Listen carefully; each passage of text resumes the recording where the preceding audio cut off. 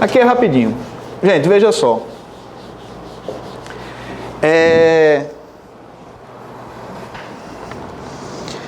Basicamente são três coisas que a gente precisa chamar a atenção aqui para o processo administrativo. A lei do processo administrativo federal, é o nome dessa lei, todo mundo conhece como a lei do processo administrativo federal.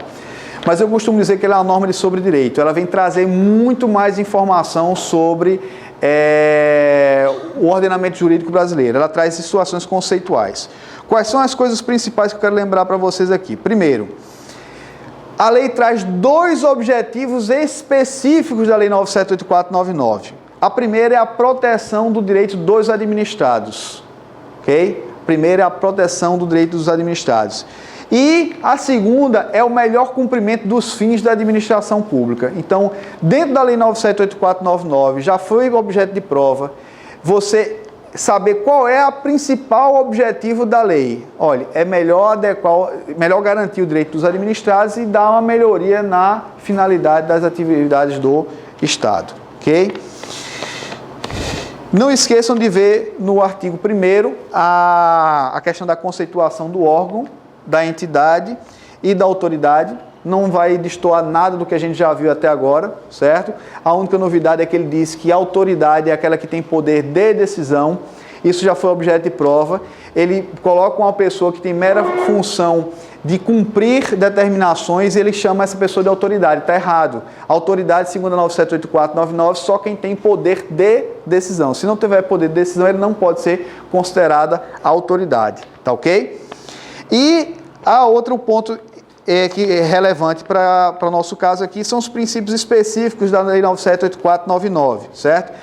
Serve para a Lei 9784/99 todos aqueles princípios expressos e implícitos que nós tratamos aqui. E mais esses que a gente vai colocar aqui específico, que é o princípio da finalidade, é a gente saber que sempre vai ter uma finalidade voltada ao público, certo? Quais são as finalidades específicas aqui? Está dito, dar garantia ao direito dos administrados e a melhor formatação e uma maior, como é que se diz,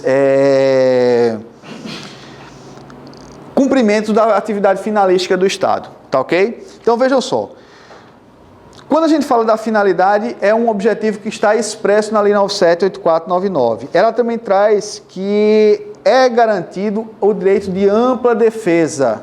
A ampla defesa é o contraditório qualificado. O que é que significa? Aquele que pode ter o direito restringido ou suprimido, ele vai ter um grau a mais, vai ter um pouco a mais de contraditório, certo? Se você é aquele que pode ser violado ou ter seu direito de alguma forma atingido, você tem um grau a mais do ponto de vista do contraditório. E ele também traz a questão da segurança jurídica. A segurança jurídica é um balizamento da nossa ordem jurídica. O direito existe justamente para isso, para dar estabilidade nas relações sociais. Então, são princípios que estão consignados expressamente na Lei do Processo Administrativo Federal. Vamos agora para os poderes e deveres da administração pública, certo? Aqui a gente vai só relembrar de maneira rápida os pontos, que isso aqui é uma questão até intuitiva, não tem muito como ser cobrado fora dos padrões normais, que é os poderes da administração pública. Poder regulamentar. Poder regulamentar, a gente já viu que é aquele poder de preencher as lacunas da lei, de editar normas específicas. Esse poder ele é próprio da administração pública para o cumprimento das suas atividades específicas. Quando a gente fala da lei, a lei ela tem um caráter da abstração. Então, a lei não pode prever concretamente todas as hipóteses da necessidade de atuação administrativa. Por isso que é dado o poder regulamentar à administração pública. A questão que sempre cai em prova existe o poder regulamentar autônomo ou não? Não. O poder regulamentar ele é sempre secundário e derivado, tá ok? Secundário e derivado. Surge uma questão que diz respeito ao artigo 84, inciso 1 ou 2 da Constituição Federal, que é o decreto autônomo do Presidente da República, não é isso? Que ele pode extinguir cargos públicos quando vagos, não é? E alterar a estrutura da administração pública, desde que não implique, né, em aumento de despesa. Ora, vejam só, mesmo naquelas hipóteses constitucionais, a gente tem que lembrar o seguinte: não seria o decreto um decreto autônomo. Ele é um decreto regulamentador, só que ele regulamenta, ao invés de dispositivo de lei, diretamente dispositivo da Constituição, tá certo? Então dá para a gente manter o entendimento de que não existe o decreto autônomo. O poder regulamentar é sempre secundário derivado. Ele tem sempre que estar calcado em alguma máxima, alguma premissa legal superior. Poder hierárquico é o poder que a administração pública tem de quê? De se estruturar em estamentos de poder.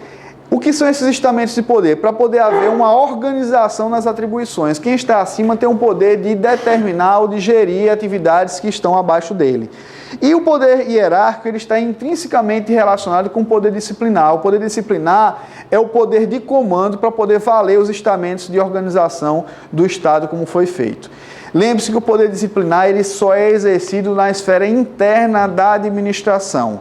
Não existe poder disciplinar exercido para a esfera externa. Aquele poder que é exercido de forma sancionatória ou limitativa de direitos para a esfera externa é chamado de poder de polícia, tá ok? Então, para a prova, não deixem de ler o artigo 78 do Código Tributário Nacional. Pô, Vitor, não vai cair tributário na prova, mas o artigo 78 é a melhor definição do poder de polícia que existe. Ela é a mais completa. Tenham aquela definição em mente que vocês não vão errar nenhuma questão de prova no que diz respeito ao poder de polícia. Tem o dever de agir porque se diz que o poder da administração não é uma prerrogativa faculdade, mas sim uma prerrogativa obrigatoriedade de agir. Uma vez preenchidos os requisitos legais, a administração tem que agir. O dever de eficiência, nós já vimos, está relacionado com a necessidade de atender da melhor forma as finalidades do Estado. O de probidade relacionado com o princípio da moralidade. O dever de prestar contas também, de certa forma, está relacionado com o princípio da publicidade ou transparência. A prestação de contas é o princípio da transparência num aspecto financeiro. Então, todos os recursos que o Estado gere não são recursos que pertencem ao Estado, mas são recursos nossos, da população em geral. Então, ele tem que prestar contas ao setor respectivo. Vocês vão observar que na estrutura da administração pública, correlacionado com esse dever de prestar contas, em toda a estrutura administrativa tem um órgão de contas específico. Então, não o dever de prestar contas, ele não se esvai apenas nos tribunais de contas. Em toda a estrutura da administração pública tem um órgão de contas específico. Então, é outra questão de prova também. Não esqueça, o dever de prestar contas não é só no controle externo, que é feito pelos tribunais de contas, mas no controle interno também de cada órgão ou entidade da administração. O uso e abuso do poder, eles geram a eventual invalidação do ato administrativo e a responsabilização nos termos da lei de improbidade. Serviços públicos, gente.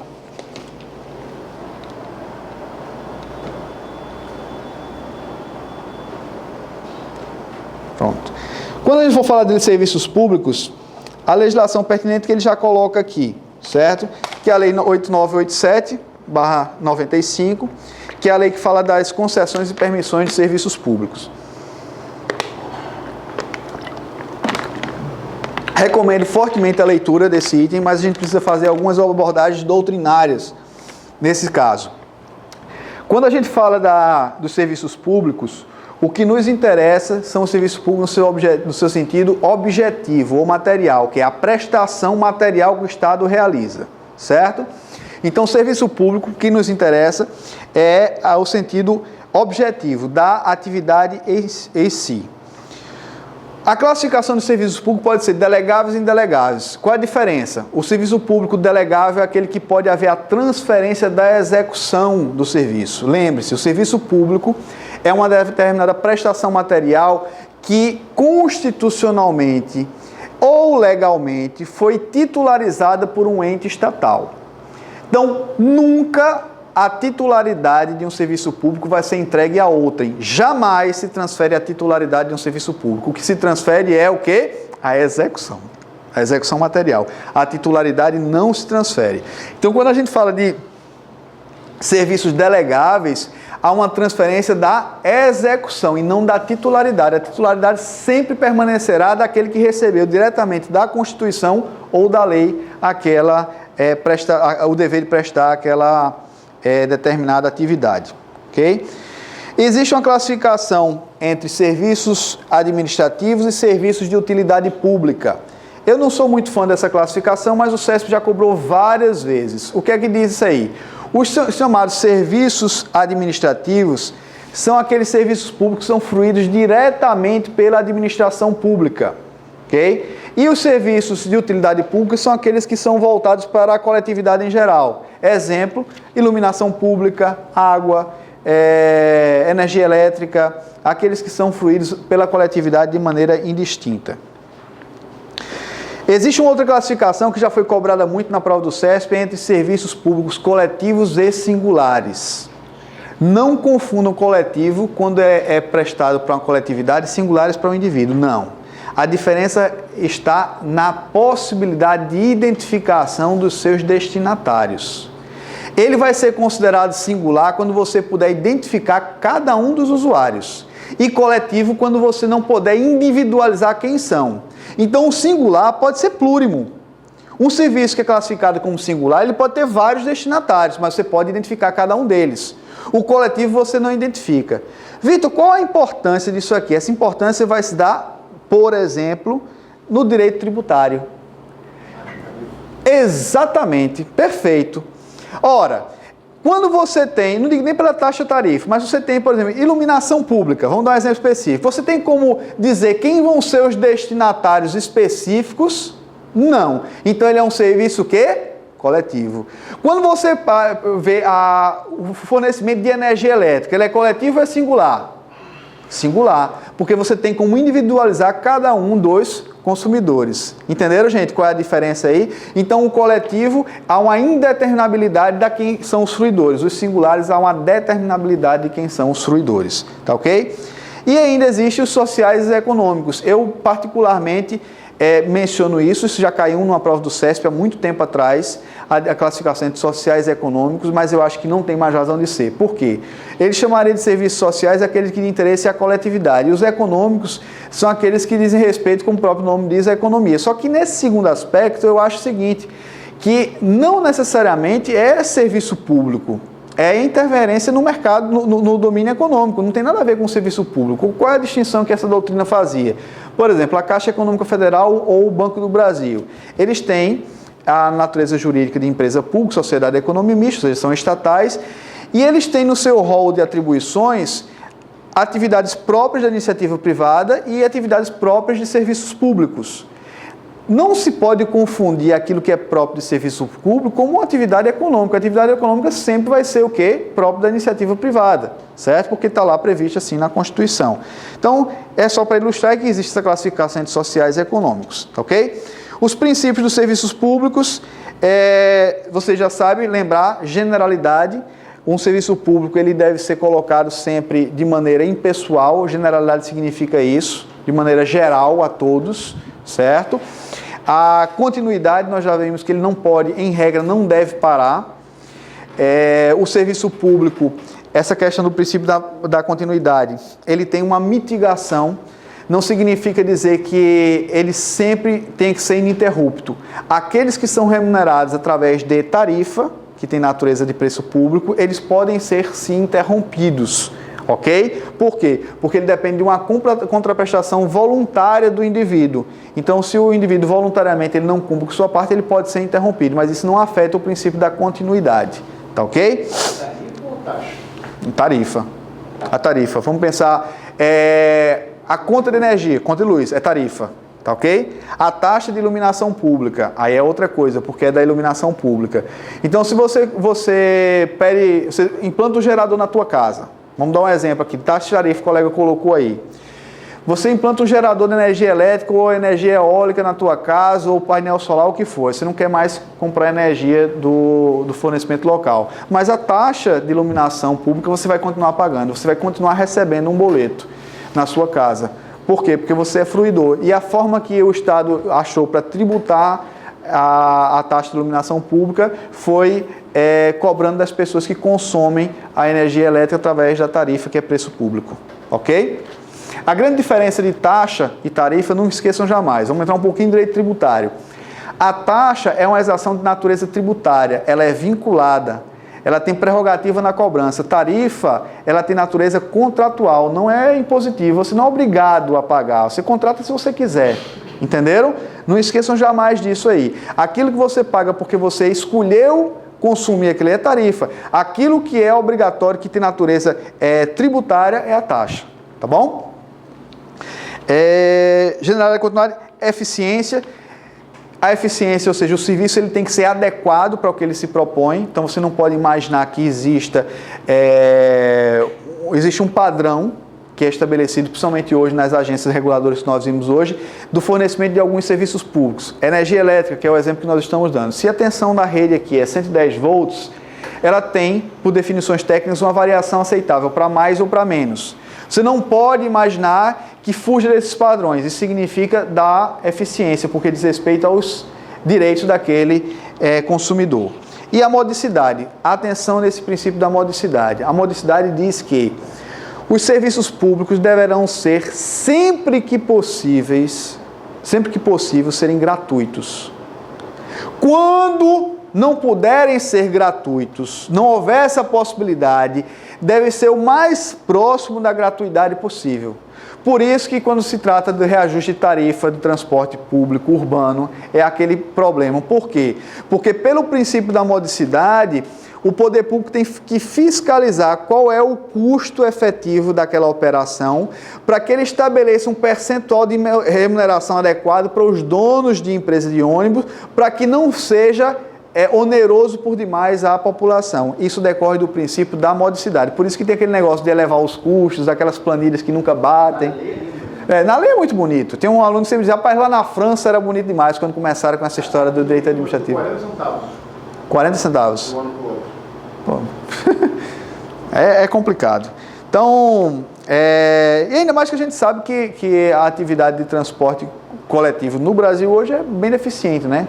Muito deficiente. A gente não tem um transporte coletivo de qualidade. Infelizmente, no Brasil, o indivíduo ele nasce e é obrigado a sonhar com um veículo, né, próprio para poder se locomover. Serviços públicos, gente. Vamos só fazer uma observação aqui. Nós temos as concessões, certo? Permissões e as concessões especiais. Elas são formas de delegação do serviço público, tá ok? Então, veja só.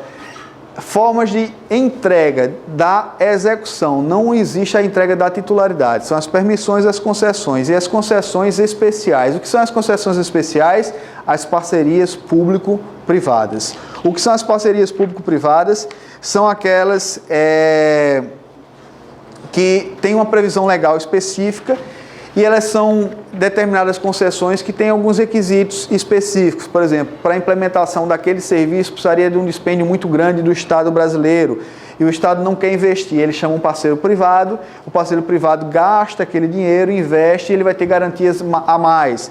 Vai poder haver a afetação de despesas, ele vai ter o risco compartilhado com o Estado, ele vai poder ter uma remuneração provinda também do Estado, um arcabouço de situações que vão favorecer para que o Estado deixe de necessariamente ter que investir toda vez que tem que fazer um determinado serviço. Para a lei das PPPs é a lei 11.107 de 2005, que é o que rege o sistema das parcerias público-privadas, ok? Intervenção do Estado na propriedade. Vamos lembrar o seguinte, isso sempre cai em prova. Qual é a finalidade e qual a decorrência lógica da intervenção do Estado na propriedade? Ela decorre do chamado domínio eminente. O que é esse domínio eminente? É uma parcela da prerrogativa do poder de império do Estado que recai sobre tudo e todos. Tudo que está dentro da sua esfera de exercício da soberania do ponto de vista territorial, ele exerce domínio eminente. Então, a lei diz que em algumas situações especiais, o Estado vai poder, mano militar, ou seja, mano próprio, através do seu poder de império, intervir diretamente na propriedade. E quais seriam essas formas de intervenção do Estado na propriedade? A primeira delas é a servidão administrativa. O que é a servidão administrativa? Ela recai basicamente quando se faz uma inscrição num determinado registro de imóveis e naquele aspecto, aquele bem ele vai ficar sujeito a uma digamos assim, é uma limitação, ele vai ficar sujeito à utilização por outrem ou pelo próprio poder público daquela situação específica. O exemplo mais comum de servidão administrativa é a servidão de passagem, quando o teu terreno esteja empatando que alguém passe, a gente vê isso no ponto de vista do direito civil, mas existe também a servidão administrativa, a servidão de passagem de linhas de telecomunicações ou de energia elétrica. Ele implanta ali e faz eventualmente pode haver indenização pela área ou não. Então você vai ter que suportar a passagem daqueles cabos de energia elétrica na tua propriedade. Requisição. A requisição acontece quando, em face do poder de polícia, alguém faz ele pede, por uma questão de calamidade ou de catástrofe, que utilizar um bem teu. O exemplo típico da requisição é aquela que a gente vê nos filmes policiais, né? O policial vai, para aí que eu estou requisitando teu carro. O que é que significa? Em regra não tem indenização para a requisição, ele auto-executório, ele leva teu veículo, ou ele vai pedir um barco para poder ajudar as pessoas a resgatar no enchente, enfim, alguma situação dessa. Então, em realização do poder de polícia, ele vai poder exigir esse bem teu para utilizar numa finalidade pública. A ocupação temporária. A ocupação temporária está relacionada diretamente com o quê? Com a realização de obra pública. Imagine que está sendo construída uma rodovia e é necessário acondicionar materiais e máquinas. Mesmo que aquelas áreas lindeiras não estejam, digamos assim, não tenham sido desapropriadas, mas é possível o Estado se valer dessas áreas para alocar máquinas e equipamentos para fins de efetivação das suas atividades. As limitações administrativas, elas são de caráter geral, elas são estabelecidas em regra por lei, mas pode ser por ato administrativo. Um exemplo típico de limitação administrativa, eu não sei se vocês conhecem lá João Pessoa, na Paraíba, a capital, que na orla você não vai ver nenhum prédio alto, nenhum espigão, só tem prédio até 3 andares. Por quê? Existe uma limitação administrativa, até uma distância da orla para fins de ventilar toda a cidade, o gabarito de construção é até 3 andares. Então, aquilo ali é uma norma típica, é a limitação administrativa. Só tem 2 prédios na orla de João Pessoa que o gabarito é mais alto, porque eles foram construídos antes da vigência da lei, certo? Então, outra limitação administrativa que existe é ali em Brasília, em alguns setores, tem um gabarito de construção de altura para fins de circulação de ar, é sempre no interesse da coletividade. E tem o tombamento, ok? O tombamento, na verdade, ele deriva do direito português, e o tombamento ele significa a inscrição de um bem como sendo de valor estético, artístico ou paisagístico. Eu recomendo a vocês que, para a prova do CESP, leiam o decreto do tombamento, é o decreto de 1937, número 25/37. Deixa eu conferir aqui, ver se eu acho aqui o número. O tombamento número... Por quê? Porque o CESP, as últimas vezes que ele tem colocado na prova, ele tem colocado hipóteses específicas de tombamento.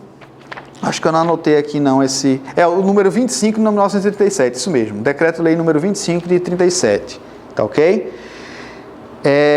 Ele tem colocado espécies de tombamento e, por exemplo, sobre paisagem. Se imaginar que pode ser tombado uma paisagem, pode ser sim. Pelo decreto lá do tombamento é possível sim, certo? Tem um procedimento de tombamento, mas eu acho que para a prova de vocês de analista de TRT não cai. E tem a desapropriação. A desapropriação é quando o Estado, a gente disse que é a forma mais grave de intervenção do Estado no domínio econômico. Por quê? Em todas as outras, ele limita alguma das atribuições inerentes ao direito de propriedade. Usar, fruir, gozar e dispor. Na desapropriação, ele subtrai o próprio direito de propriedade. Ele retira o direito de propriedade. Tá ok? Então, a desapropriação, na verdade, ela vai acontecer por utilidade e necessidade pública, interesse social, tem a desapropriação urbanística, a rural e a confiscatória, que é lá do artigo 243 da Constituição Federal. Do ponto de vista procedimental, para a prova de vocês, eu acho que não vai ser interessante a gente detalhar sobre a questão das fases da desapropriação, mas é bom que se saiba que ela existe e ela é considerada como uma fase, a forma mais gravosa de intervenção do Estado na propriedade, ok? Para a gente concluir, gente, vou falar só alguns tópicos aqui rapidinho sobre... não vai dar tempo de falar tudo, o programa está muito extenso, mas é sobre as licitações e os contratos administrativos. Dá algumas dicas para vocês aqui, certo? Veja só, no que diz respeito à prova do CESP sobre licitações e contrato administrativo, não esqueçam duas coisas principais. Vão em mente com as modalidades de licitação e os tipos de licitação. Nunca esqueçam as duas coisas, sabendo que a modalidade é o procedimento escolhido para o certame e o tipo é o critério utilizado para saber quem é o vencedor. Não esqueçam isso jamais. Leitura indispensável para a prova do CESP.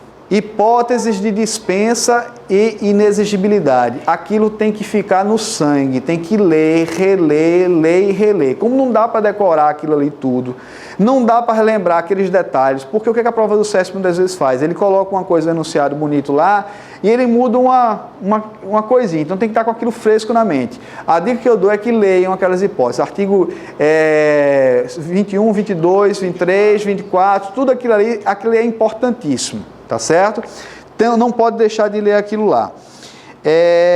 Deixa eu ver o que é mais importante sobre licitações e contratos administrativos, contratação, dispensa. Outra coisa que o CESP adora cobrar em prova é a questão das cláusulas exorbitantes, tá ok? Cláusulas exorbitantes. Saibam que ela só pode ser utilizada em favor do Estado. E outra coisa que sempre cai, a questão, quando cai a licitação no CESP cai, é o equilíbrio econômico-financeiro do contrato. Tá ok? O equilíbrio econômico-financeiro do contrato é a grande garantia que o contratante tem em face do Estado. Ele manter a expectativa de ganho inicial em relação ao que ele esperava inicialmente. Tá ok, gente? O tempo é curto, o programa é longo, mas espero que... esperava que podia ter ido mais além. Faltaram um pouco os pontos, mas eu espero que, por exemplo, os pontos que faltaram aqui, só para vocês tiverem interesse. O controle da administração pública, vou dar alguns toques para vocês, não tem problema, que a gente, mais uns 5 minutinhos. O controle da administração pública, é só a gente lembrar aquela questão que o controle por excelência repressivo é feito pelo Poder Judiciário, certo? Pela questão da legalidade. No controle que a gente fala da administração pública, o controle de mérito dentro daquela borda específica. No ponto de vista da improbidade administrativa, vocês têm que ler a 8429, mas lembre sempre, improbidade administrativa, ele é um ilícito de natureza político-administrativa. Ele nem é civil, ele nem é criminal, ele é político-administrativo. Agora, ele tem um sancionamento muito próximo da esfera penal. Não esqueçam disso. Por quê? Porque ele tem limitação de direitos que são resguardados como direitos fundamentais lá na Constituição Federal. Então, ele tem uma proximidade com o direito criminal no que diz esse aspecto. E lembre-se, a caracterização da improbidade administrativa, ele se dá nos termos do artigo 9, 10 e 11. Certo? São aquelas que causam enriquecimento ilícito, prejuízo ao erário ou que finam os princípios da administração pública. Então, lembrar ainda que a improbidade administrativa ela não atinge apenas os servidores públicos, mas também a eventuais terceiros que se beneficiaram daquela conduta. A sua apuração e o seu sancionamento independem de comprovação de culpa na esfera administrativa, civil ou criminal. Ela é uma instância autônoma, totalmente independente. Não esqueçam desse aspecto que é extremamente importante. E outra, a improbidade administrativa, ela, como é que se diz, não tem foro privilegiado como na esfera criminal. Vai ser sempre no juiz natural de primeira instância. Não existe, porque fulano tem foro privilegiado por prerrogativa de função. O foro privilegiado por prerrogativa de função, ele existe apenas e tão somente na esfera criminal, tá ok? E os outros dois pontos que faltaram, bens públicos, lembrar da questão da afetação e da desafetação nos bens, principalmente o de uso especial. E no que diz respeito à responsabilidade civil do Estado, lembrar a vocês que o Estado, ele, em regra, não responde por atos legislativos típicos e por atos judiciários. O que a gente pode imaginar é aquela questão do erro judiciário, cabe a pessoa ser indenizada, mas é o erro judiciário lá na responsabilidade criminal. O cara foi condenado injustamente ou de maneira equivocada.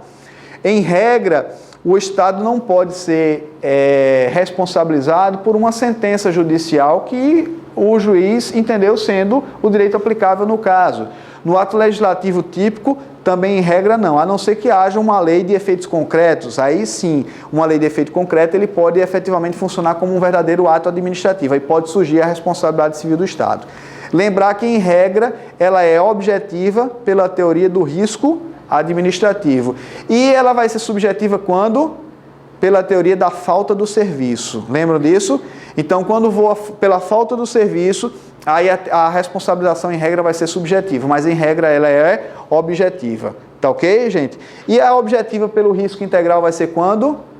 Nuclear. Muito bem. Nuclear, ambiental.